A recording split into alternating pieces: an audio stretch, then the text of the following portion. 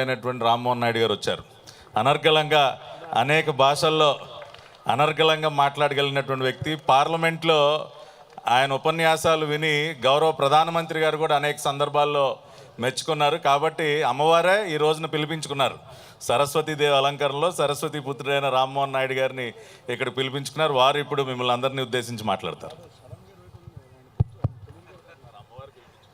Hello Vijayawada, ఎలా ఉన్నారు అందరూ? వేదికను అలంకరించిన పెద్దలకి, ఈ కార్యక్రమానికి విచ్చేసినటువంటి పెద్దలు, నగర ప్రజలకి, ఎంతోమంది తాలూకా కలయిక ఈ యొక్క ఉత్సవం, కళాకారులకి, చిన్నారులు అందరికీ కూడా మరొక్కసారి నా తాలూకా శుభాకాంక్షలు తెలియజేస్తూ హృదయపూర్వకమైనటువంటి నమస్కారాలు తెలియజేసుకుంటున్నాను. విజయవాడ ఉత్సవంలో ముఖ్యంగా ఈరోజు ఈ ప్రత్యేకత కూడా ఇప్పుడే చెప్పడం జరిగింది. మూలా నక్షత్రం, అమ్మవారు సరస్వతీదేవి అలంకరణలో ఉన్నటువంటి సందర్భంగా అమ్మవారిని దర్శించుకొని అమ్మవారి తాలూకా కరుణా కటాక్షాలు పొందే అవకాశం రావడం చాలా ఆనందంగా ఉందని వేదిక ద్వారా మీ అందరితో కూడా పంచుకుంటున్నాను. మనకి చిన్ని గారు మొట్టమొదటిగా ఈ యొక్క ఉత్సవాన్ని నా గురించి చెప్పినటువంటి సందర్భంలో మీరు కూడా ఖచ్చితంగా ఏదో ఒక రోజు రావాలి, చాలా గ్రాండ్గా ఇది ఏర్పాటు చేస్తున్నామని అంటే, నేను నా తాలూకా స్కెడ్యూల్ చూసుకొని ఏదో ఒక రోజు అన్నప్పుడు తెలియకుండానే 29 అని అంటే ఆయనే చెప్పారు మూలా నక్షత్రం అద్భుతమైనటువంటి రోజు అని.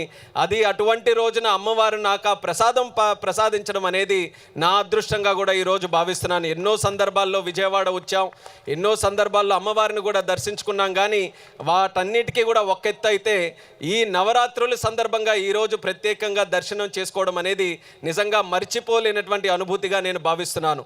అందులో భాగంగా మనం ఎప్పుడు కూడా విజయదశమి అని అంటే మనకు ప్రధానంగా దేశంలో గుర్తొచ్చేది మైసూరులో దసరా ఉత్సవాల గురించి మనం మాట్లాడుకుంటాం. అలాగే కలకత్తాలో జరిగేటటువంటి దుర్గా పూజ గురించి మాట్లాడుకుంటాం. ఈరోజు 7 రోజులు విజయవాడలో ఈ ఉత్సవం జరిగింది. నాకు ఒక నమ్మకం ఉంది, రేపు ఈ 11 రోజులు ఉత్సవం జరిగిన తర్వాత దేశంలో ఎవరైనా విజయదశమి గురించి మాట్లాడాలనంటే మన విజయవాడ గురించే మాట్లాడే స్థాయిలో ఈరోజు ఈ ఏర్పాట్లన్నీ కూడా చేయడం మనందరికీ కూడా గర్వకారణం. నేను ఈరోజు ఉత్తరాంధ్ర ప్రాంతం నుంచి శ్రీకాకుళంకి ప్రాతినిధ్యం వహిస్తున్నటువంటి పార్లమెంటు సభ్యుడిని. కానీ విజయవాడలో జరుగుతున్నటువంటి ఉత్సవం ఇక్కడ స్థానికంగా ఉన్నటువంటి ప్రజానికం ఎంత గర్వపడుతున్నారో నేను కూడా అదే స్థాయిలో గర్వపడుతున్నాను. దానికి ప్రత్యేక కారణం ఈరోజు ఇక్కడ ఏర్పాట్లు ఏ రకంగా చేశారో దాని గురించి. ఎంత విశేషంగా, ఎంత వైభవంగా, అంగరంగ వైభవంగా ఈరోజు ఈ కార్యక్రమం చేశారో నా భూతో నా భవిష్యత్తు అన్న విషయం కూడా మనం గుర్తుపెట్టుకోవాలి. ఇలాంటి కార్యక్రమం జరగాలనంటే 2 సంకల్పాలు, మానవ సంకల్పం ఉండాలి. అది మన ముఖ్యమంత్రి చంద్రబాబు నాయుడు గారి దగ్గర నుంచి ఆయన గురించి కూడా మీ అందరికీ ప్రత్యేకంగా చెప్పనక్కర్లేదు. ఒక విషయం కానీ, ఒక విజన్ కానీ, ఒక కార్యక్రమం కానీ పట్టుకున్నారనంటే అది 100% సక్సెస్ఫుల్గా ఎలా చేయాలన్నది ఒక సర్జరీ చేసే డాక్టర్ ఎంత శ్రద్ధ వహించి చేస్తారో అదే రకంగా కార్యక్రమాలు కూడా సూపర్ హిట్ చేయడానికి ఆలోచనలు, గైడెన్స్ ఇస్తున్నటువంటి మన ముఖ్యమంత్రి చంద్రబాబు నాయుడు గారు, అలాగే యువ నాయకుడు నారా లోకేష్ అన్న గారు, దానితో పాటు ఈరోజు టీం మెంబర్స్ అందరినీ కూడా చూస్తున్నాం. ప్రతి ఒక్కరి తాలూకా కాంట్రిబ్యూషన్ ఇందులో ఉంది. ఎంతోమంది ఈరోజు వివిధ ప్రాంగణాల్లో జరుగుతున్నటువంటి కార్యక్రమాలు, వాళ్ళందరి తాలూకా కాంట్రిబ్యూషన్ కూడా ఈరోజు ఉంది. ఆ మానవ సంకల్పంతో పాటు దైవ సంకల్పం కూడా తోడవ్వాలి. లేకపోతే ఎంత పెద్ద కార్యక్రమం, ఎంత మనం డబ్బులు ఖర్చు పెట్టినా, ఎన్ని కార్యక్రమాలు చేయడానికి ఉత్సాహంతో మనం ముందుకు నడిచినా, ఇలాంటి కార్యక్రమం విజయవంతంగా జరగాలనంటే ఆ దైవం తాలూకా సంకల్పం కూడా ఉండాలి. ఆ 2 కలిసి వచ్చాయి. మన విజయదశమికి మన కనకదుర్గమ్మ తాలూకా ఆశీస్సులు కూడా పుష్కలంగా ఉన్నాయి. కాబట్టి ఉత్సవం విజయవంతంగా ఈరోజు కొనసాగుతుంది. అందులో సివిల్ ఏవియేషన్కి సంబంధించి ఒక హెలికాప్టర్ రైడ్ కూడా పెట్టారు. నాకు కూడా ఆనందం అనిపించింది. ఏదో ఒక స్థాయిలో నేను కూడా ఇన్వాల్వ్ అయ్యే అవకాశం దక్కింది. బాగా జరుగుతుంది. అలాగే చాలామంది ఉత్సాహంగా హెలీ రైడ్ కూడా ఎక్కి విజయవాడ నగరం పైనుంచి కూడా చూసే మంచి అవకాశం కూడా దక్కుతుంది. ఇంకోటి ఇక్కడే మనం చూసాం డ్రోన్ షో కూడా.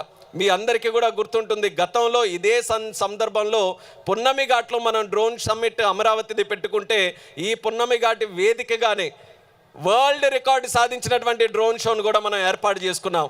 అలాగే ఈరోజు ఈ విజయదశమి కార్యక్రమాల్లో మరొక వరల్డ్ రికార్డుకి మనం అందరం కూడా ముందుకు వెళ్తున్నాం.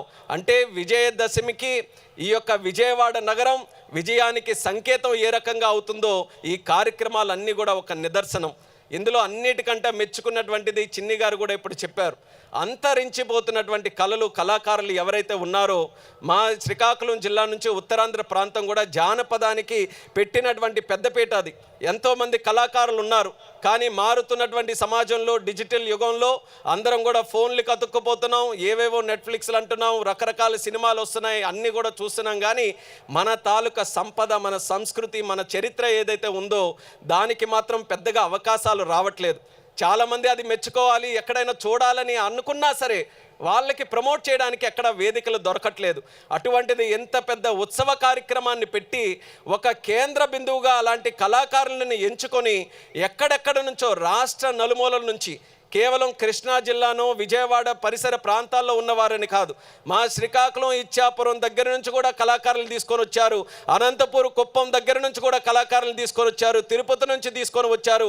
అందరికీ కూడా ఆహ్వానం పలుకుతూ ఈ యొక్క వేదిక వాళ్ళందరికీ కూడా వాళ్ళ సంపదని మనందరికీ కూడా చూపించే గొప్ప అవకాశం రావడం, అది కూడా బహుశా ఆ దైవం ఇచ్చినటువంటి ఒక సంకేతంగా మనం భావించాలని కూడా ఈ సందర్భంగా తెలియజేసుకుంటున్నాను. ఈరోజు మన అందరం కూడా కలిసి ఏ రకంగా ఈ యొక్క కార్యక్రమాన్ని విజయవంతం చేశామో, ఎందుకు పండుగలు మన అందరం కూడా జరుపుకుంటాం, కేవలం ఒక ఆనందాన్నో ఒక దైవభక్తితోనో చాటుకోవడానికి కాదు, సమాజంలో అందరూ కూడా కలిసి వస్తే ఆ కలిసి వచ్చేటటువంటి శక్తి ఏ రకంగా ఉంటుందో మనం గుర్తు చేసుకోవడానికి ఈ ఉత్సవం దానికి ప్రతీక. మనం రేపు భవిష్యత్తులో ఆంధ్రప్రదేశ్ రాష్ట్రం, తెలుగు జాతి, మన అమరావతి నగరం, మన కృష్ణా జిల్లా, మన విజయవాడ నగరం, ఇవన్నీ కూడా మనం డెవలప్ చేసుకోవాలనంటే కేవలం చంద్రబాబు నాయుడు గారు ఒక్కరే 24 గంటలు విజన్తో పనిచేస్తే జరిగే విషయాలు కాదు. ఇందులో మన రాష్ట్రంలో ఉన్నటువంటి 5 కోట్ల మంది జనాభా ప్రతి ఒక్కరు కూడా ఆయన సంకల్పానికి తోడుగా నిలబడితేనే రేపు భవిష్యత్తులో తెలుగు జాతి నంబర్ 1 స్థానంలో ఉండాలని ఏదైతే చంద్రబాబు నాయుడు గారు సంకల్పిస్తున్నారో అది జరుగుతుంది. అలాంటప్పుడు మనకు కూడా అనుమానం వస్తుంది, అంత పెద్ద గోల్స్, టార్గెట్స్ పెడుతున్నారు కదా, అంత పెద్ద విజన్ పెడుతున్నారు కదా, మనం ఎప్పుడైనా సాధించగలమేదో అని మనకు అనుమానం కలిగితే ఈ ఉత్సవమే దానికి అందరికీ కూడా ఒక సొల్యూషన్.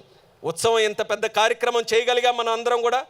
గతంలో ఒక నెల రోజుల క్రితం విజయవాడలో ఇలాంటి ఉత్సవం చేస్తున్నామనంటే కొంతమంది చాలే చెప్పారులే, మనం ఎప్పుడు కూడా చూసిందే, ఆ గుడి దగ్గర ఏదో కొన్ని లైటింగ్లు పెట్టి అమ్మవారి దగ్గర దర్శనం చేయిస్తారు, దానికి మించి ఏవి జరగదులే అని అనుకునొచ్చు. అలాంటిది 12 సంవత్సరాల తర్వాత ఎగ్జిబిషన్ 50 రోజులు చరిత్రలో ఉండిపోయే విధంగా మళ్ళీ ఈరోజు చేశారు. ఒక సంకల్పం తాలూకా బలం. అలాగే రేపు భవిష్యత్తులో మన గోల్స్, టార్గెట్స్, మన లక్ష్యాలు ఎంత పెద్ద ఉన్నా సరే ఈ సాధించుకునేటటువంటి ఐక్యత ఏదైతే ఉందో ఇది మనందరికీ కూడా రేపు భవిష్యత్తులో ఉపయోగపడుతుంది. అభివృద్ధి 2 రకాలు ఎప్పుడు కూడా మనం గుర్తుపెట్టుకోవాలి.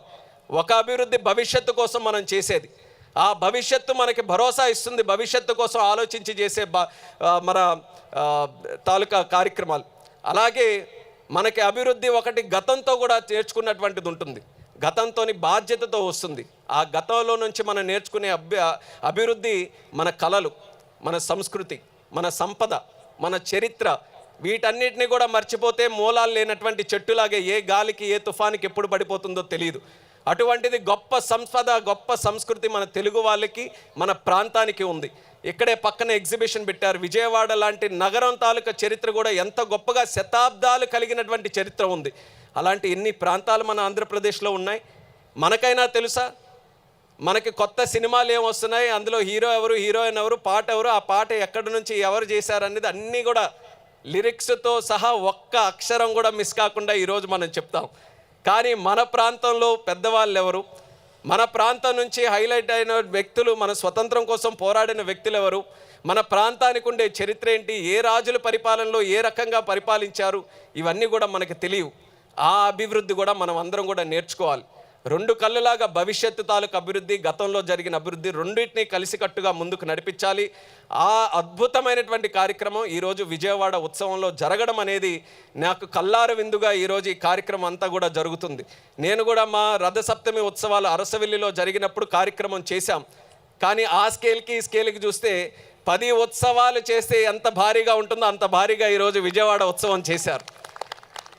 ఒక ఎల్డర్ బ్రదర్ లాగా ఈరోజు ఈ ఉత్సవ కార్యక్రమం రాష్ట్రంలో ఉన్నటువంటి ఉత్సవ కార్యక్రమాలన్నిటికీ కూడా ఒక దిక్సూచిగా, రేపు ఎక్కడైనా ఏ జిల్లాలైనా ఏ ఆలయమైనా ఏ ఉత్సవానికైనా ఒక కార్యక్రమం జరిగితే ఖచ్చితంగా ఈ టీం మెంబర్స్ అందరినీ కూడా వచ్చి ఎలా చేశారయ్యా మా దగ్గర కూడా చేసుకోవాలి అన్న స్థాయిలో ఈ యొక్క కార్యక్రమం చేశారు. ఇది నిజంగా విజయవాడకి ఎప్పుడు కూడా గుర్తుండిపోయే విధంగా ఉండిపోతుంది. ఇక్కడతో ఆరంభమైంది.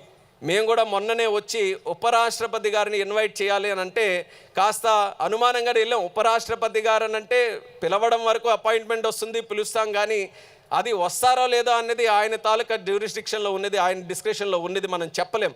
కానీ ఒక పట్టుదలతో వెళ్ళాం.